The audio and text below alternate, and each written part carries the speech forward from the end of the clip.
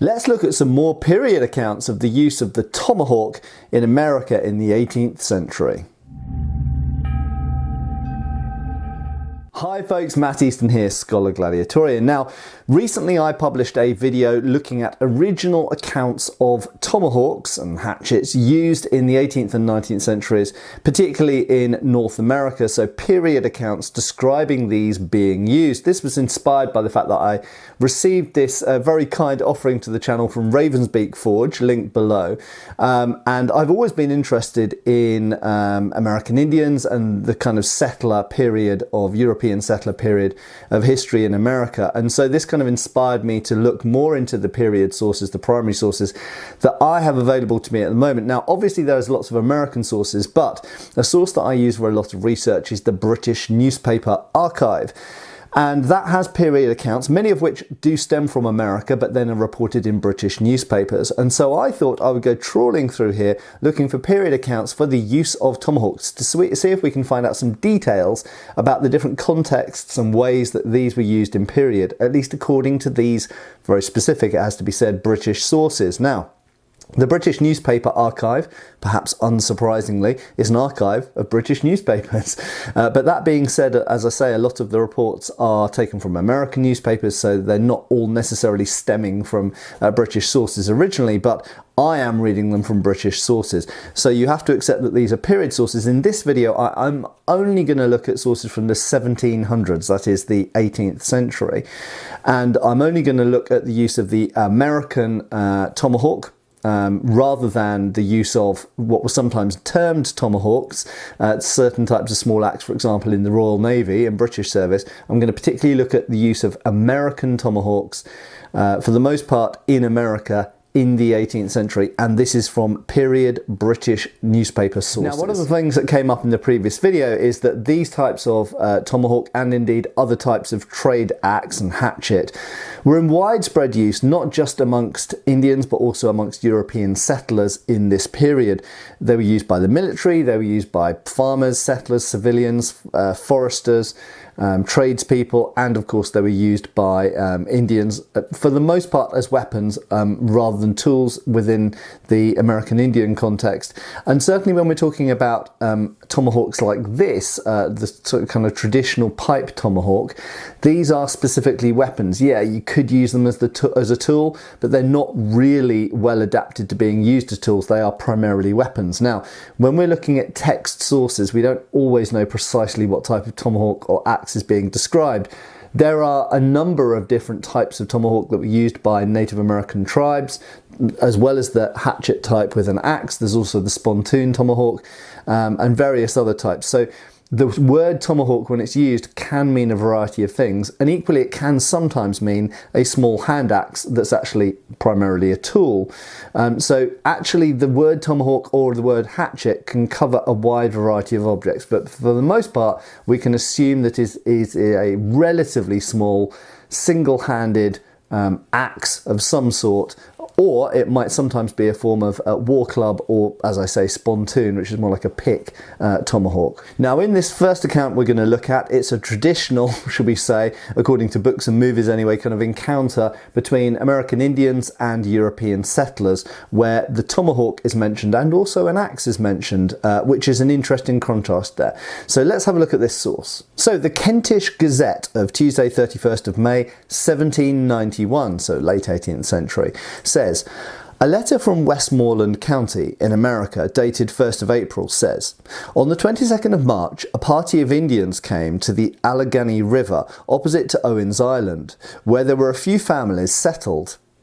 5 Indians came into the house of one Cartwright, I think is the name there, although it's spelt weirdly, and asked for victuals, that means food and drink, which was immediately given to them. And as soon as they'd done eating, one of the Indians, called Captain Bullet, told Cartwright he must give him his gun. The other, Cartwright, refused, and immediately he drew his tomahawk and killed Cartwright. Then Cartwright's son struck the Indian with an axe and killed him. Another Indian then struck young Cartwright, and the 3 fell together. And it's said by a number of women and children who made their escape that there were 2 other Indians killed also, and 14 made their escape, several of whom have been made oath that these savages were Senecas, and they were acquainted with them. This affair caused the greatest uneasiness on all the frontiers, and the people assembled in bodies. The next day, a number of men along the river turned out as volunteers, and we believe the people are mostly gone home. Colonel Campbell has ordered out 150 of the militia, but they are exceedingly ill of arms and ammunition, ill-equipped. So that's an interesting account for a number of reasons. One, because it shows we don't really know the truth of what happened, but whatever happened between some settlers and between some Indians, some died on both sides. The Indians are described as using tomahawks. This is time and time again in these period sources, particularly in the 18th century and going into the 19th century. This seems to be the go-to, preferred, almost national weapon by this point of American Indians. And in this particular case, as chance should have it, the settlers responded with, or at least the son of the settler responded with an axe. So kind of like for like, I suppose, axe for axe. But it is interesting nevertheless that the tomahawk, the term tomahawk, is contrasted with the term axe. Now we don't know if that's because there's a difference in the particular tools or weapons being used, or if simply one was a wood chopping axe and one was a weapon specific tomahawk. But nevertheless, there we go, settler with an axe, Native American with a tomahawk. So here we have an account from the Scots magazine of 1760, August 1760, and this describes ongoing conflict between what was then British forces in English colonial held North America from Fort Prince George with local tribes essentially. And so this is conflict essentially between British redcoats, as you might think of them, so British soldiers and militia, and indeed with conflicting with the local Indians. So it reports from Fort Prince George and the camp from the 17th of June to the 23rd. On the 7th, one of the Highland soldiers, was still missing, supposed to be taken or killed seeking plunder. On the 8th, Lieutenant David Webb of Grinnon's Rangers took himself away to carry a wench to 96. It goes on to say, on the 10th, most of the Catawbas, which I think is Catawbas, the Catawba tribe, and some of the people in the pay of the province, went without leave to Little Kiowi, maybe, in quest of plunder, brought off all the corn that they found there and burnt the remaining houses. The same day, a little before sunset, Anthony Simmons, a soldier of the provincials, coming from the camp at Mile Creek, about a quarter of a mile from it, was fired at by 4 or 5 of the enemy. I'm not sure, there's a lot of raiding and plundering being going on, so I imagine that the enemy were pretty annoyed, who shot him through the arm. Immediately afterwards, rushing upon him with their tomahawks, and they took off his scalp and some of the flesh. Now this is an interesting note, because of course we see this time and time again in this period of Native American fighting tactics, is to fire on the enemy, sometimes to reload and fire again, and then perhaps from a British perspective in Highland fashion, to throw down your guns and charge at the opponents with tomahawks. So very much the tomahawk is the kind of de facto weapon of choice for hand-to-hand combat and other things, as we'll see in a little bit in this video. But so you fire at the enemy, then throw down the musket or rifle and charge in with a tomahawk. And it goes on to say, he defended himself as well as he could, but being much chopped about the hands, they at last overpowered him. The Indians had but just time to escape and left a bloody tomahawk by him, lying by him. He was alive and likely to do well. So it sounds to me like he actually made a good job of defending himself with his hands and arms, basically protecting his head. And as we've seen in previous sources in my previous video, it does seem that striking the head was pretty much the preferred target to hit with tomahawks.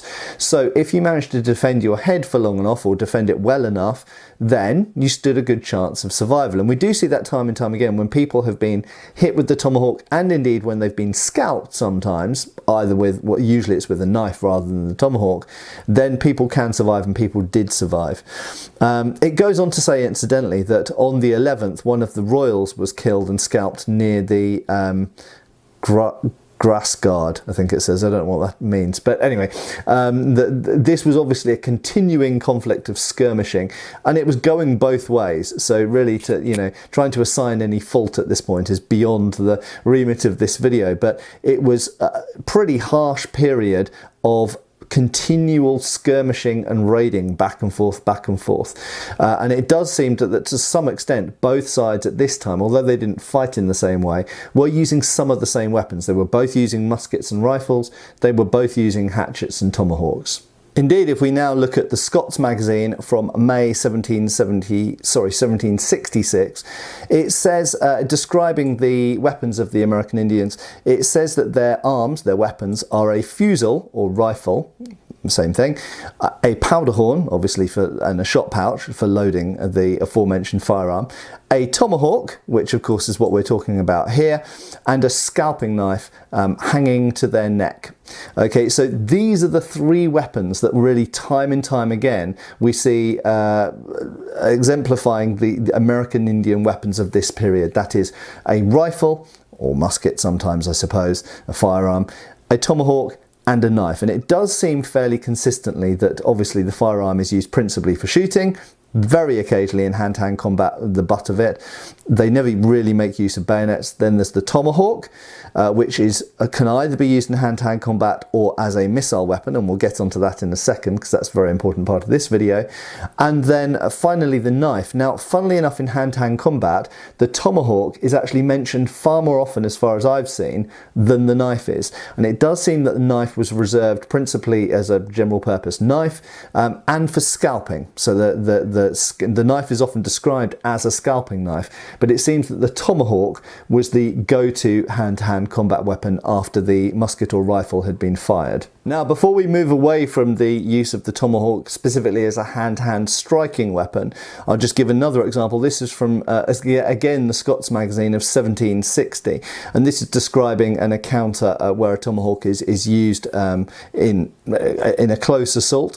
And it says that about 6 in the evening on the day already mentioned, when Mr. Atkins was in full conference with the Creek Indians on the subject of trade, just at the period of his discourse relating to the prohibition of trade with some obnoxious persons belonging to the Cherokee Nation, he was struck on the head with a tomahawk by an Indian belonging to the Kufitaus town, I'm not sure how that's supposed to be pronounced, called the Tobacco Eater, that was the Indian's name, who, not having killed him by the first blow, as he intended, made a second, which fell on his hand, and a third, which was received by his clerk, by his assistant. And by this means, the life of Mr. Atkins was providentially preserved. The fellow was seized and the conference broken up. I bet it was, after someone tried to murder him with a tomahawk. But here, yet again, in so many of these sources, we find that the tomahawk, the first intention of using it in hand-to-hand combat is to strike the opponent in the head. Only when that doesn't work is it used to strike other places. Now, the tomahawk isn't a particularly big axe, as you can see. I mean, this is a relatively small example here by Ravenspeak Forge, but there are bigger ones. But by and large, if you think of someone who might be wearing winter clothing, or certainly wearing clothing, the head, be it having a hat or not, is a rather vulnerable target. And with any type of striking implement, bludgeoning implement, particularly with a relatively small blade, not like a sword, for example, but something more like a hatchet, or indeed if we look at things like warhammers or maces, if we go to medieval history, then indeed the head is going to be a preferred target. And time again in these primary sources, whether it's 18th century like the ones we're looking at in this video, or later 19th century ones, the head is the intended target. The typical defense, as we've seen here, as we saw in one of the previous sources, is to throw the hand and arm up to try and block that tomahawk getting to the head. And if the person can do that, yes, they might get wounded in the arm, but that's more likely to save their lives. Now, before we move away and talk about the use of the tomahawk as a missile weapon, which is far more important than I had anticipated when I started looking at these primary sources, but we'll get to that in a second, I just wanted to mention I came across a source here that mentions tomahawks, but it also mentions hatchets. Now, very often we see what is clearly a tomahawk mentioned in the hands of an American Indian, described as a hatchet. Okay, and clearly a hatchet, from the French, hache, it means axe, and et means little. Okay, so it means little axe. So clearly a tomahawk is a little axe, and anything like a typical one-handed small hand axe we would call a hatchet, in contrast to a hache, which is a big axe. Okay, now what's interesting is I've explained, I think, the difficulty in terminology between differentiating what's a tomahawk, the different types of tomahawk, what might be a war club that they're describing, and what might be just simply a trade axe. Okay, it's something that we would just call an axe. And it's difficult in the written sources. When we don't have a picture, obviously we don't have photographs, it's difficult to know exactly what's being described some of the time. But here is an interesting source from 1760 that is talking about trade, commerce, and it says that, talking about the Indians in question, it says that they have wine, brandy, cloth, linen, and wrought iron from Europe, and the Indian trade requires brandy, tobacco, a sort of duffel blanket, guns, powder and ball, kettles, hatchets, tomahawks, and several sorts of toys and trinkets. Now, that's very interesting to me in application to this particular video and the preceding one as well, because it lists hatchets and tomahawks separately. And this confirms my belief. And certainly if we look at 19th century sources, pictorial sources, art sources, and photographs, we see Native Americans with these predominantly. We don't see them specifically with the types of boarding axe type hatchet that we see Europeans with, European sailors, but also European settlers and travellers and all sorts. So I think that this is evidence that there was a difference between the traded tomahawks, this being a tomahawk that I'm holding here, and the traded hatchets. And I do think that there's potentially a differentiation there. And the fact that they list hatchets and tomahawks separately, I think, supports that. So I suspect that when we read about, for example, American militias being armed with tomahawks, it might be that what they had was much similar to a boarding axe, was a type of hatchet, as we could call it, whereas what the American Indians had was something more like this, and they're not necessarily the same design of weapon. Generally, the European type of hatchet tends to be a little bit bigger in the head, a little bit thicker and heavier, more used as a tool, whereas as far as I've seen, and I think most of the evidence supports, certainly with antique examples, the actual American Indian tomahawk tends to be specifically a weapon, not a tool. Okay, this is primarily a weapon. It is a weapon for hitting people with or throwing at people. It is not for chopping down trees with, whereas the European version of a tomahawk, a hatchet, may indeed have been for chopping up wood with. Now let's get on to the fascinating topic of throwing tomahawks. Now, as I've already said in this video, and I stated in the previous video I did in this topic, what really surprised me is I have, for whatever reason, always been somewhat skeptical about the fact that these were used as throwing weapons. I always thought that they were primarily used as hand-to-hand combat weapons, okay, for holding and hitting someone with. But the sources tell a different story, and I'm a historian, I'm an amateur historian, but I'm a historian by degree and by training, and I gotta be led by the sources, and the sources tell a different story. In fact, they tell categorically and very clearly a different story, that these were very much as much missile weapons as they were hand weapons. Okay, so let's broach this topic by looking first at the Leeds Intelligencer from August 1754.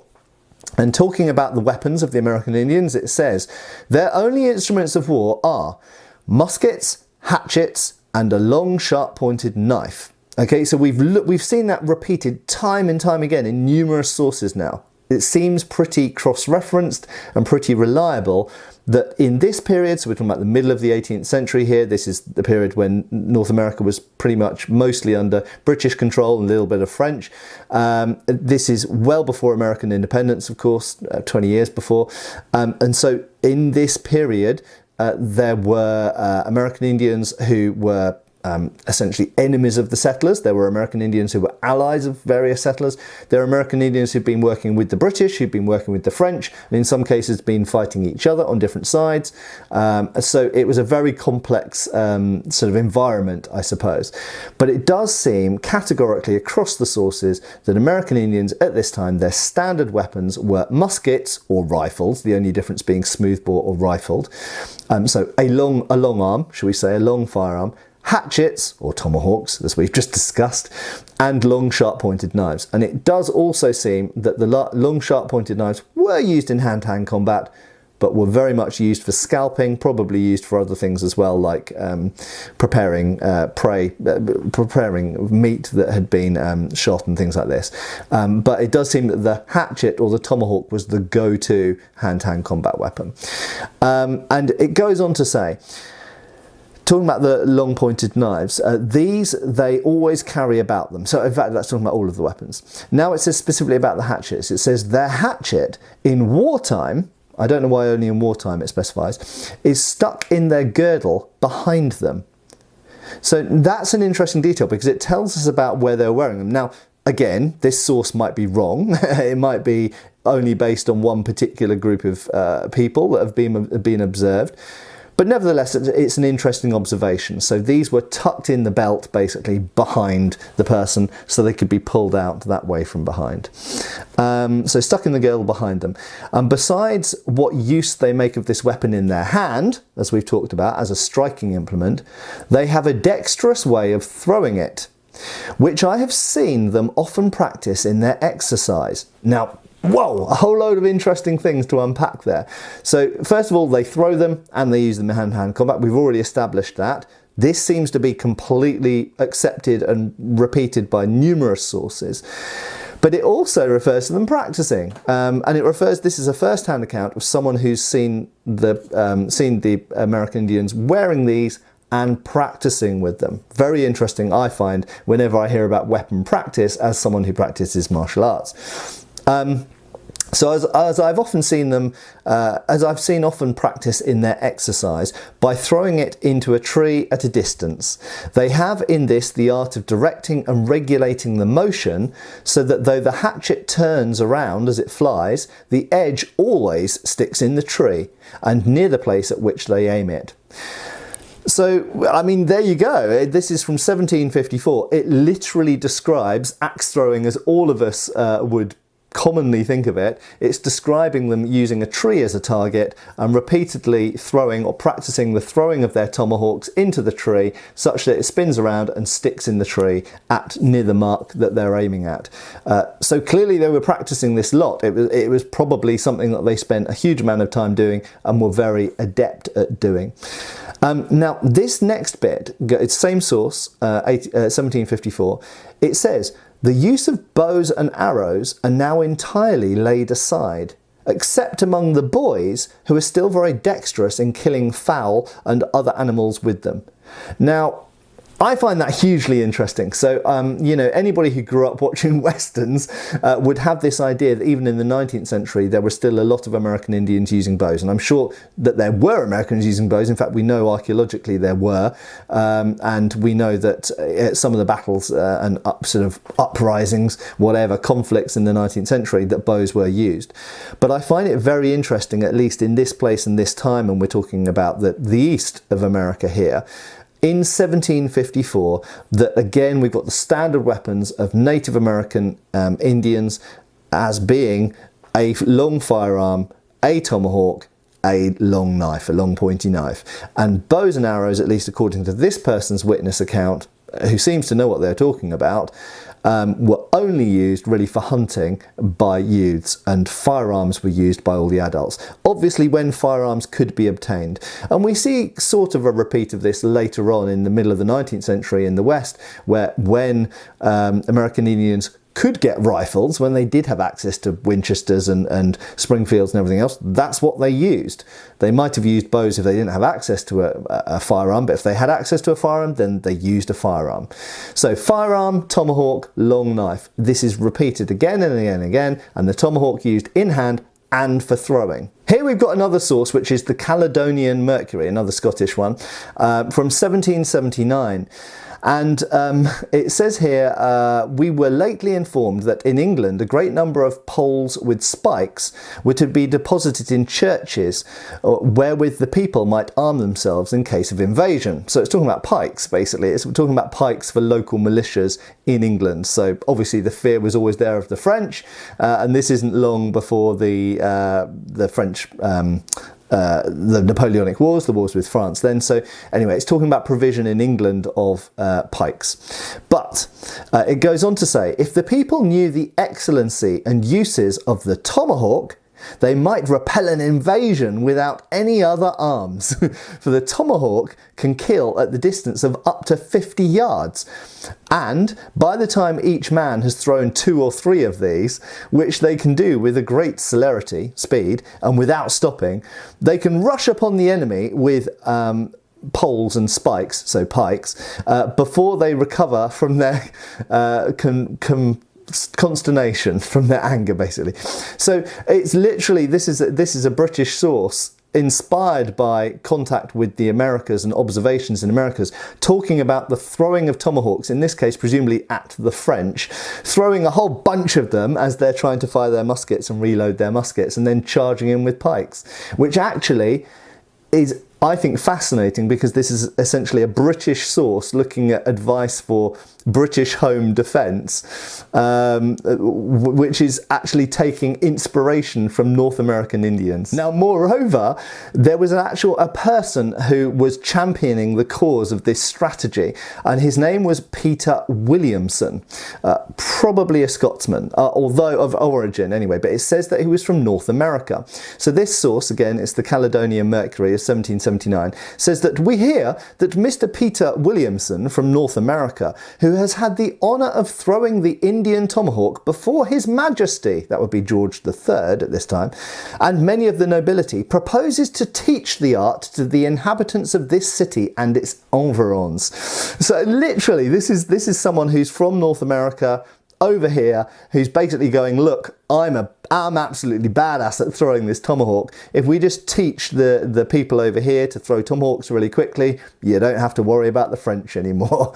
And not only this, but he demonstrated it in front of King George III and a bunch of other of the aristocracy. Fascinating stuff. So it goes on, not only was he championing this, but he actually set up practices and exercises, and it says a place for this exercise is already staked out on the Colton Hill east of the observatory, where Mr. Williamson in the mornings gives lessons to some gentlemen, very nice, who are to assist him in training the inhabitants at large. The Royal Company of Archers are to meet on Saturday the 1st to fix a day of trial, whether any of them can shoot an arrow as near a Frenchman's forehead as Mr. Williamson can strike a tomahawk. Bets at the coffee houses are 15-2 in favour of the tomahawk. One of the French prisoners has offered, for a small sum, to stand as a mark to the archers, but no money can tempt a Frenchman to stand one throw of the tomahawk. Therefore, a Frenchman's effigy is to be made from a picture of Count d'Estaing. Printed handbills are dropped at proper places, inciting the populace to secure all the wig makers' blocks, as there is a scarcity of wood for making Frenchmen to hit at, in consequence of which the price of blocks is already so much risen that such wig makers as bring blocks to the penny post office get tomahawks in exchange.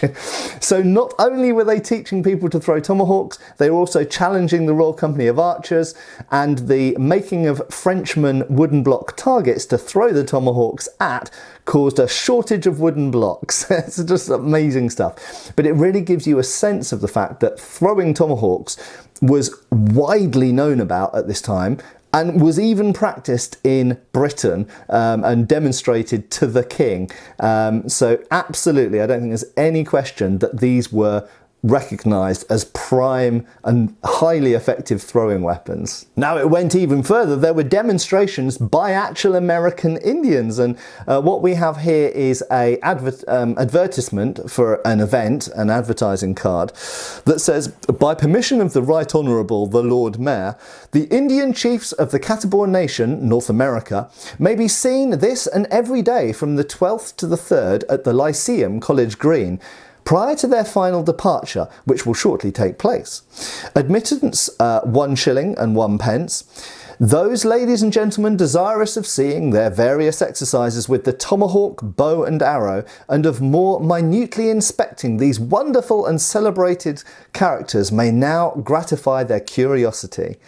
There are no other Indian chiefs in this country. Consequently, the inhabitants of Cork are imposed on and greatly deceived." So, you know, it's just fascinating. There was obviously a real interest in this period in Native American weapons and the skills associated with them, so much so that, you know, they were giving demonstrations. They came over to Britain and gave demonstrations. So once again, formidable throwing weapon, and people being taught in it, people demonstrating it in front of the high and mighty. And that card, incidentally, is from the Dublin Evening Post in Ireland from January 1796. So the final source for this video, again looking at the throwing of tomahawks in specific, and this is talking about the Indian Native American skills with weapons, and it starts off talking about the gun, as they often do, and it says, "For they are most of them very dexterous in the use of the gun, as to be pretty sure of taking a man down within 100 yards distance,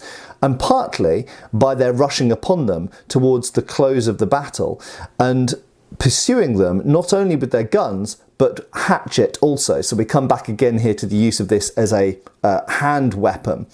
But then it goes on to say, "Perhaps the hatchet, a weapon our men are all armed with," important note there, "is, in our way of fighting, a more fatal instrument than even the broadsword or bayonet, if managed with skill. The Indians will readily fasten it in a man's skull at more than a rod's distance." Very interesting. "Most of our people are equally dexterous in the throw of it." Again, we come back to axe throwing, and this is the Scots magazine from 1755. So we've gone back earlier again, 40 years earlier. "And all our men know its use so well that it is certain death to a man to be within fair reach of their arm when stretched forth to strike with it." So again, we see this reiterated, that this was used very dexterously and skillfully as a hand weapon, particularly aimed at the head, and as a throwing weapon, which apparently lots of people were practicing with and were very skilled at doing. So I hope this has been enjoyable. Again, this has been looking at the use of the tomahawk. I think we can really draw out some repeated and therefore probably reliable and cross-referenced information from these period sources from the 18th century, from British sources, but also drawing upon American information and American people in this case as well, whereby the tomahawk was very, very widely used as a hand weapon, particularly aimed at people's heads, most often blocked with the hands and arms, naturally. But additionally, it was also a missile weapon, which people practiced presumably in huge numbers with and very frequently with, and were very, very adept at throwing. Not just American Indians, but also Europeans, and amazingly, even in front of King George III, and even some British people learnt to do it well, although probably not as well as Native Americans were at the time. So I hope this has been interesting and enjoyable. I will continue searching for primary source material on the use of tomahawks. If you've got other particular weapons of this period or any other period that might have good primary source material, then post underneath asking me to look for specific things, and I'll see what I can find. I hope I'll see you back on the channel soon. Please subscribe if you haven't done already. Take care, folks.